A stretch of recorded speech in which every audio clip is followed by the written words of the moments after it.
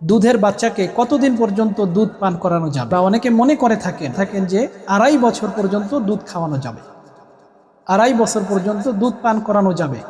আসলে এই কথাটি সঠিক নয়। দুধ পান করাতে পারবে সর্বোচ্চ 2 বছর। আল্লাহ রাব্বুল আলামিন পবিত্র কোরআনের সূরা বাকারার 233 নম্বর আয়াতে বলে দিয়েছেন, যারা দুধ পানের মেয়াদ পূর্ণ করতে চায় তারা দুধ পান করাবে 2 বছর পর্যন্ত। যারা পূর্ণ করতে চায়, অর্থাৎ যারা খাওয়াতে পারবে, দুধ পান করাতে পারবে, এর মেয়াদ হচ্ছে কত? আল্লাহ রাব্বুল আলামিন যেখানে নির্ধারিত করে দিয়েছেন, এখানে অন্য কারো আর কথা বলার কোনো অধিকার নাই। যারা বলে 2.5 বছর পর্যন্ত খাওয়াতে পারবে, 3 বছর পর্যন্ত, অনেক একজন মানুষ এক এক ধরনের কথা বলে যাচ্ছে। কারণ এখানে তো কারো জরিমানা হবে না, জেল হবে না। তো আল্লাহ রাব্বুল আলামিনের এই পবিত্র কোরআনের সূরা বাকারার 233 নম্বর আয়াত দ্বারা আমরা বুঝতে পারলাম দুধ পান করানোর মেয়াদ 2 বছর।